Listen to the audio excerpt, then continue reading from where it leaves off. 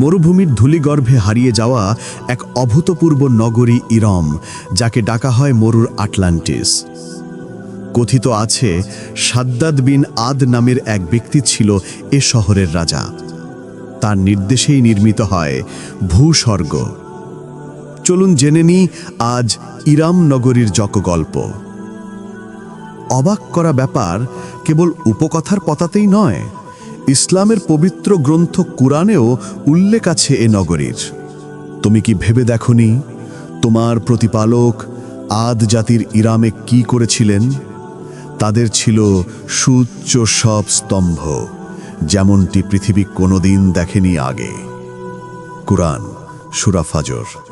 কুরআনের ভেবে দেখনি কথা থেকে ধরে নেওয়াই যায় যে আরবরা ভালো করেই জানত ইরাম নগরীর কথা, সেটা উপকথাতেই হোক আর ধ্বংসস্তূপ দেখেই হোক। আমরা খুঁজে বের করতে চেষ্টা করব এ নগরী নিয়ে উপকথার ফাঁকে ফাঁকে হোক আর অন্যত্রই হোক কি কি বলা রয়েছে, আর কি কাহিনীই বা জড়িত আছে এর সাথে। কথিত আছে হযরত নূহ আলাইহিস সালাম এর পুত্র শামের ছেলেই আদ। তার পুত্র শাদ্দাদ আদ জাতের প্রতাপশালী রাজা ছিল, যার স্বপ্ন ছিল দুনিয়াতে স্বর্গ নির্মাণ করা। ইসলামী বর্ণনা অনুযায়ী এ জাতির প্রতি পাঠানো হয় আরবীয় নবী হুদ আলাইহিসসালামকে, যিনি কিনা ইসমাইল আলাইহিসসালাম ও ইসহাক আলাইহিসসালামের পূর্বপুরুষ ছিলেন। মজার ব্যাপার, এই ইবারের সাথে মিল পাওয়া যায় ইরামের অপর নামের, যেটি হলো উবার। কুরআন বলছে আদ জাতির ইরাম নগরীর অবস্থান ছিল আল আহকাফে, যার মানে দাঁড়ায় ধূলিময় সমভূমি কিংবা প্রচুর বাতাস বয়ে যাওয়া পাহাড়ের কোলের মরু অঞ্চল। বিশেষজ্ঞদের মতে জায়গাটি আরব উপদ্বীপের দক্ষিণে, ইয়েমেনের পূর্বাঞ্চল বা ওমানের পশ্চিমাঞ্চলে। আরবিতে এ শহরকে ডাকা হয় ইরাম জাত আল ইমাদ নামে, অর্থ স্তম্ভের নগরী ইরাম। আসলেই ৮০ দশকের সেই অঞ্চলে একটি ধ্বংসাবশেষ পাওয়া যায়, যাকে উবার নগরীই মনে করা হয়। ইবনে কাসিরের আল বিদায়া গ্রন্থ থেকে আমরা জানতে পারি আদ জাতি প্রতাপশালী ও ধনী ছিল, নির্মাণ করেছিল সুউচ্চ সব অট্টালিকা। তারা একসময় একেশ্বরবাদ বর্জন করে এবং মূর্তি পূজা শুরু করে, যেমন সামদ, সামুদ এবং হারা ছিল তাদের ৩ উপাস্য। হুদ আলাইহিস সালাম অনেক দিন তাদের মাঝে একেশ্বরবাদ প্রচার করেন, আল্লাহর পথে ডাকেন, কিন্তু তারা না ফেরায় এক ঝড় তাদের ধ্বংস করে দেয়, আর সকালবেলা জনশূন্য ইরাম পড়ে থাকে। কুরআন সূরা ৪৬। তবে শাদ্দাদের উপকথা এ ধ্বংসের আগের ঘটনা। বলা হয় শাদ্দাদ আর তার ভাই শাদ্দিদ পালা করে ১০০০ আদ গোত্রের ওপর রাজত্ব করত। পুরো আরব আর ইরাকের রাজা ছিল শাদ্দাদ। এমনকি কিছু আরব লেখক বলে থাকেন যে শাদ্দাদের অভিযানের কারণে কানানের দেশান্তর হয়েছিল। শাদ্দাদের কাহিনী আলিফ লাইলা ওয়া লাইলা অর্থাৎ আরব রাজনী গ্রন্থের ২৭৭ থেকে ২৭৯তম রাতে বলা হয়। উপকথা অনুযায়ী হুদ আলাইহিস সালাম শাদ্দাদকে পরকালের বেহেশতের প্রতিশ্রুতি দেন, কিন্তু শাদ্দাদ বলল সে নিজে বেহেশত বানাবে দুনিয়াতে, লাগবে না তার পরকালের বেহেশত। এরপর ইয়েমেনের আদানের কাছে এক বিশাল এলাকা জুড়ে শাদ্দাদের বেহেশত নির্মাণ শুরু হয়। প্রাচীর দেয়ালগুলো ৭৫০ ফুট উঁচু ছিল আর প্রস্থে ৩০ ফুট। চারদিকে ৪টি ফটক। ভেতরে ৩ লক্ষ প্রাসাদ বাড়ির কথা বর্ণিত আছে উপকথা অনুযায়ী, যার নির্মাণ কাজ শেষ হয় ৫০০ বছরে। আল বাইজউই থেকে আমরা আব্দুল্লাহ ইবনে কিলাবার বর্ণনা করা একটা ঘটনা জানতে পারি। তিনি ইয়েমেনের আদানে এক আরবের দেখা পেয়েছিলেন, যিনি কিনা হাদ্রামুতের পশ্চিমে মরুভূমির গহনে এক রহস্যময় শহরের দেখা পেয়েছিলেন, যা ইরাম নগরীর বর্ণনার সাথে মিলে যায়। অন্য বর্ণনায় আব্দুল্লাহ নিজেই সেই শহরে যান, সেখান থেকে জোহরও নিয়ে আসেন। এ অভিযানের কথা তৎকালীন খলিফা মুয়াবিয়ার কানে পৌঁছায়। নিজের অভিযানের সত্যতা প্রমাণের জন্য তিনি খলিফাকে ইরামের কিছু মুক্তা দেখান, যেগুলো এখন হলুদ হয়ে গেছে, হারিয়েছে তার সৌন্দর্য। খলিফা তখন সাহাবী কাব আল আহবার রাদিয়াল্লাহু তাআলা আনহুকে জিজ্ঞেস করেন এ শহরের কথা। তিনি তখন উপকথার কাহিনীগুলো বর্ণনা করেন। তবে কোরআন বা মহানবী মুহাম্মদ সাল্লাল্লাহু আলাইহি ওয়াসাল্লামের কোনো কথায় সাদ্দাদের বেহেশতের কোনো কাহিনী পাওয়া যায় না, তাই এর নিশ্চয়তাও দেওয়া যায় না। সাদিদ বা সিদ্দাদ মারা যাওয়ার পর সাদ্দাদ বেহেশতের বর্ণনা পড়ে নানা বইতে। কাহিনীর সেই সংস্কার এনে হুদ আলাইহিস সালাম তাকে বলেননি বেহেশতের কথা, এবং সেই থেকে তার ইচ্ছে হয় বেহেশত বানাবার। তায়ের সূরাটির কাসাসুল আম্বিয়া গ্রন্থেও এ উপকথার কাহিনী উল্লেখ করা হয়েছে। সংক্ষেপে পুরো কাহিনী শুনে নেওয়া যাক তবে। রাজা আদের মৃত্যুর পর তার বড় ছেলে সাদিদ রাজা হয়। 700 বছর পর্যন্ত চলে তার রাজত্ব। খুবই কড়া এবং ন্যায় ছিল তার শাসন। একবার এক লোক জমি কিনল প্রতিবেশীর কাছ থেকে। পরে কৃষি কাজ করতে গিয়ে গুপ্তধন আবিষ্কার করলো মাটির নিচে। সে সাথে সাথে গিয়ে প্রতিবেশীকে সে গুপ্তধন দিতে গেল, কিন্তু প্রতিবেশী নিল না। তার মতে সে যখন বিক্রি করেছে সবকিছু সহই করেছে। যোগ্য ফয়সালার জন্য তখন প্রথমজন বাদশাহ সাদ্দিদের কাছে যায়। সাদ্দিদ তখন 2 পরিবারের পুত্র আর কন্যার মাঝে বিয়ে দিয়ে দেন এবং সে গুপ্তধন ভাগ করে দেন 2 পরিবারের মাঝে। হযরত হুদ আলাইহিস সালাম চেষ্টা করেও অবশ্য পৌত্তলিক সাদ্দিদকে আল্লাহর পথে আনতে পারেননি। তার মৃত্যুর পর উজির সাদ্দাদ রাজা হয়। হ্যাঁ, এ সংস্করণে তারা পালা করে শাসন করেনি, বরং ছোট ভাই উজির বা মন্ত্রী ছিল।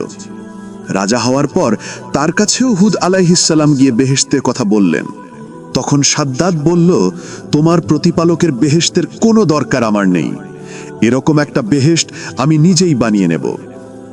সাদ্দাদের ভাগ্নে জাহাক তাজির কাছে দূত পাঠালো। জাহাক তখন পাশের এক বিশাল সাম্রাজ্যের রাজা। দূত মারফত সাদ্দাদ বলল, ভাগ্নে, তোমার রাজ্যে যত সোনা রূপা ও জহরাত আছে সব সংগ্রহ করে আমার দরবারে পাঠিয়ে দেবে। যত মেশক, আম্বর আর জাফরান আদি আছে সেগুলো। আমি দুনিয়ায় এক বিশাল অনুপম বেহেশত তৈরি করতে চাই। আশপাশের অনুগত রাজাদেরও সাদ্দাদ একই নির্দেশ দিল, আর নিজের সকল প্রজার ক্ষেত্রেও একই নির্দেশ ছিল। কারো কাছে কোনো জহরাত পাওয়া গেলে তার ভাগ্যে আছে কঠিন শাস্তি। তল্লাশিও চলত নিয়মিত। একে একে জহরাতে ভরে যেতে লাগলো সাদ্দাদের দরবার। বেহেশতের স্থান বাছাইয়ের জন্য অনেক লোক নিয়োগ করা হলো। অবশেষে ইয়েমেনের একটি স্থানকে পছন্দ করা হলো। আয়তন ছিল 140 ক্রোশ। দেশ বিদেশ থেকে আসা 3000 সুদক্ষ কারিগর কাজ শুরু করল। এক দরিদ্র বিধবা বৃদ্ধার নাবালিকা মেয়ের গলায় 4 আনা রূপার একটি অলংকার ছিল। এক তল্লাশিকারীর চোখে সেটা পড়ে সে ছিনিয়ে নেয় সেটি। দুঃখী মেয়েটি ধুলায় গড়াগড়ি দিয়ে কাঁদতে থাকে। সে দৃশ্য দেখে সে বৃদ্ধা 2 হাত তুলে ফরিয়াদ করে, হে আমার প্রতিপালক, তুমি সবই অবগত। দুঃখিনীর প্রতি জালিম সাদ্দাদের অত্যাচারের দৃশ্য তোমার অদেখা নয়। তুমি ছাড়া আমাদের ফরিয়াদ শোনার কেউ নেই। তুমি সাদ্দাদকে ধ্বংস করে তোমার দুর্বল বান্দাকে রক্ষা করো। ওদিকে বেহেশত বানাবার কাজ চলছে পুরো দমে। 40 গজ নিচ থেকে মরমর পাথর দিয়ে বেহেশতের প্রাসাদের ভিত্তি স্থাপন করা হলো, আর তার উপর সোনা রূপা নির্মিত ইট দিয়ে প্রাচীর বানানো হলো।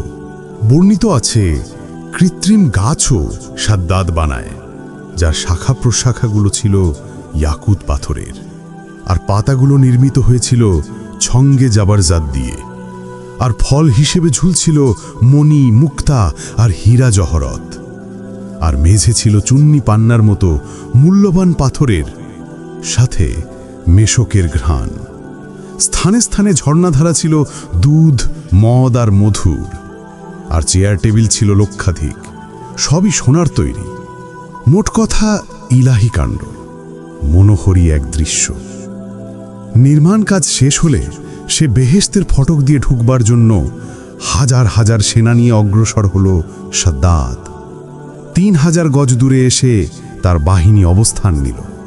এমন সময় অদ্ভুত এক হরিণের দিকে তার নজর পড়ল।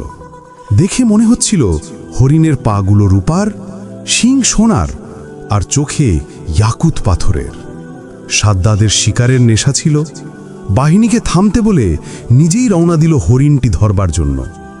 কিন্তু হরিণের দেখা আর মেলেনি। এক বিকট অশ্বারোহী তার পথ রোধ করে দাঁড়ালো। যেই না সাদ্দাদ তার বাহিনীর কাছ থেকে সরে এলো, অশ্বারোহী বললেন, এই সুরম্য প্রাসাদ কি তোমাকে নিরাপদ রাখবে? সাদ্দাদ জিজ্ঞেস করল, তুমি কে? আমি মালাকুল মাউত, মৃত্যুর ফেরেস্তা। এখানে কি চাও? এখনো বোঝনি? আমি তোমার জান কবজ করতে এসেছি। সাদ্দাদ নিষ্প্লক চোখে তাকিয়ে রইল। তার স্বপ্ন পূরণ না করেই চলে যেতে হবে? আমাকে অন্তত একবার আমার পরম সাধের বেহেশত দেখতে দাও। আজরাইল আলাইহিস সালাম বললেন, আল্লাহর অনুমতি ছাড়া এক মুহূর্ত বাড়তি সময়ও তোমাকে দিতে পারি না। আমার উপর নির্দেশ এখনই তোমার জান কবজ করা। তাহলে ঘোড়া থেকে নামি আমি? না, ঘোড়াতে থাকা অবস্থাতেই তোমার জান কবজ করতে হবে আমার। সাদ্দাদ এক পা মাটিতে রাখতে গেল, কিন্তু সেটি মাটি স্পর্শ করবার আগেই আজরাইল আলাইহিস সালাম দেহপিঞ্জর থেকে আত্মা বের করে নিলেন। আর জিব্রাইল আলাইহিস সালামের প্রকাণ্ড এক শব্দ করলেন, যাতে মারা গেল উপস্থিত সেনাবাহিনী, আর অসংখ্য ফেরেশতা এসে ধ্বংস করে দিয়ে গেল দুনিয়ার বেহেশত। পড়ে লইল ধ্বংসস্তূপ। কাসাসুল আম্বিয়া গ্রন্থে বলা হয়েছে, সাদ্দাদের বেহেশত কেয়ামতের আগে কখনোই আত্মপ্রকাশ করবে না, অর্থাৎ খুঁজে পাওয়া যাবে না। উপকথায় তাই বলা হয়। আরও বলা আছে, কাব রাদিয়াল্লাহু তাআলা আনহু নাকি বলেছিলেন, তিনি রাসূল সাল্লাল্লাহু আলাইহি ওয়াসাল্লাম থেকে শুনেছিলেন, আব্দুল্লাহ নামের এক ব্যক্তি সাদ্দাদের বেহেশতের কিছু নিদর্শন দেখতে পাবে কেবল। খলিফা মুয়াবিয়ার নিকট আসা সেই ব্যক্তির নাম ছিল আব্দুল্লাহ ইবনে কিলাবা। তবে প্রসঙ্গত উল্লেখ্য, রাসূল সাল্লাল্লাহু আলাইহি ওয়াসাল্লামের সহিহ কোনো হাদিস এ ব্যাপারে পাওয়া যায় না। এই বইয়ে বলা আরেকটা গল্প এমন। একবার আল্লাহ মৃত্যুর ফেরেশতা আজরাইল আলাইহিস সালামকে বললেন, আজরাইল, তুমি তো অনেক আত্মা কবজ করেছ, কারো প্রাণ নিতে গিয়ে কি তোমার মনে করুণার উদ্রেক হয়েছিল? কারো প্রতি দয়া দেখিয়েছ? আজরাইল আলাইহিস সালাম বললেন, জান কবজের সময় সকলের প্রতি করুণা হয়, কিন্তু আপনার আদেশে চূড়ান্ত। আল্লাহ বললেন, তবে কোন আত্মাহরণের সময় তুমি সবচেয়ে বেশি করুণা অনুভব করেছিলে? তখন আজরাইল বললেন, একবার আদেশ হয়েছিল ধ্বংসপ্রাপ্ত নৌকার যাত্রীদের জান কবজের। নৌকা ডুবার পর সকলেই মারা গেল, কিন্তু নৌকার একটা তক্তা আপনার নির্দেশে একটা গর্ভবতী মহিলাকে বাঁচিয়েছিল। ফেরেশতারা তক্তার উপরে সেই মহিলাকে একটা দ্বীপে পৌঁছে দিল স্রোতের সাহায্যে। সেখানে একটা পুত্র সন্তানের জন্ম দিল সেই মহিলাটি। নবজাত শিশুটিকে দেখে মহিলাটি সব দুঃখ ভুলে গেল। তখনই আমি নির্দেশ পেলাম, এই নারীর জান কবজ করতে হবে, আর নবজাত শিশুটিকে তার পাশেই রেখে যেতে হবে জীবিত। তখন আমি কেঁদেছিলাম, এই শিশুটির কি হবে? তার তো মৃত্যু ছাড়ার গতি নেই, কোনো পশু তাকে খেয়ে ফেলবে।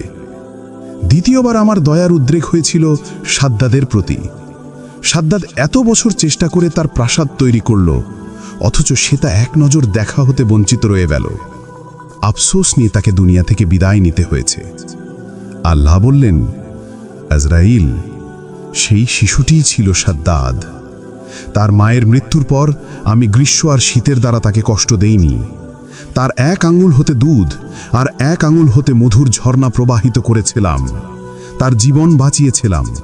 তারপর তাকে বিশাল দেশের প্রতাপী সম্রাট করেছি। কিন্তু সে এই নিয়ামতের শুকরিয়া না করে নিজেকে ঈশ্বর দাবি করে, তাই আমার আযাব তাকে গ্রাস করে। এই গল্পেরও কোনো প্রমাণিত ভিত্তি উল্লেখ করা নেই, তাই ইসলামী মুফতিরা জিজ্ঞেস করলে তারা বলে থাকেন, সাদ্দাদের বেহেশতের কাহিনী স্বীকার বা অস্বীকার করবার মতো উপাত্ত হাতে নেই, তাই এ বিষয়ে কোনো সিদ্ধান্তে উপনীত হওয়া যায় না। কিন্তু প্রত্নতত্ত্ববিদরা তো আর বসে থাকেন না। তবে এ পর্যন্ত নিশ্চিতভাবে কখনোই খুঁজে পাওয়া যায়নি ইরাম নগরীর অস্তিত্ব। কেউ কেউ ধারণা করে থাকেন আরব মরুভূমির রাব আল খালিতে ইরামের ধ্বংসস্তূপ লুকিয়ে আছে। অন্যদিকে পপ কালচারে কিন্তু দারুণ জনপ্রিয় ইরাম নগরী। 2004 সালে প্রকাশিত জেমস রোলিন্সের স্যান্ডস্টর্ম উপন্যাসের বিষয়বস্তুও ইরাম নগরী। আর নানা গেমেও রয়েছে ইরামের কথা। আলিফ লায়লা থেকে শুরু করে থ্রিলারের পাতা, কত জায়গাতেই ইরামনগরীর সরব উপস্থিতি নেই কেবল ইতিহাসের পাতায়।